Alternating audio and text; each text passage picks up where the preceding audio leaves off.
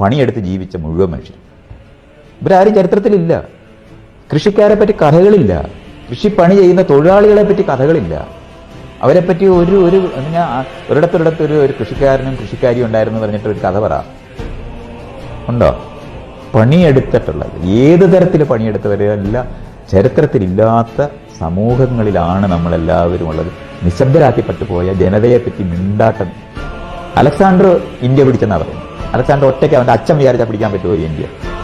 പറ്റത്തില്ലല്ലോ. 10,000-10,000 അല്ല, ലക്ഷക്കണക്കിന് ആൾക്കാരും അയാളുടെ കൂടെ വരണ്ടേ? അവരെല്ലാവരും യുദ്ധം ചെയ്യണ്ടേ? എന്താ അവരാരും ഇല്ലാതായിപ്പോയി? ഗാന്ധി മാത്രം വിചാരിച്ചിട്ടാണോ ഇന്ത്യ സ്വാതന്ത്ര്യം ഉണ്ടാക്കുന്നത്? ഗാന്ധി ജനിക്കുന്നതിന് മുമ്പ് സ്വാതന്ത്ര്യ സമരം തുടങ്ങി. ഈ പിരമിഡൊക്കെ ഉണ്ടാക്കിയത് അടിമകൾ ഉണ്ടാക്കിയതാണത്. പക്ഷെ അവിടുത്തെ തുത്തൻഖാമന്റെ പേര് നമുക്കറിയാം. താജ്മഹൽ ആരാ ഉണ്ടാക്കിയത്? ഷാജഹാൻ. എന്തെങ്കിലും ഒരു കല്ലെടുത്ത് അയാൾ വെച്ചിട്ടുണ്ടോ? ഓട്ടോ അതിനകത്ത് എന്തെങ്കിലും ഒരെണ്ണം കൂട്ടിയിട്ടുണ്ടാവുമോ? ചെയ്തിട്ടില്ല. ഇങ്ങനെ എല്ലാവരും മറ്റുള്ളവരുടെ പ്രവൃത്തികൾ കവർന്നെടുത്ത ജനതയെ പറ്റി മാത്രമാണ് ചരിത്രം എന്ന് പറയുമ്പോൾ പഠിപ്പിക്കുന്നത്. ഇതുകൊണ്ടാണ് രാജാക്കന്മാരുടെ ചരിത്രം ലോകത്തുണ്ടായത്. അവന്മാരാണ് എഴുതിയത്.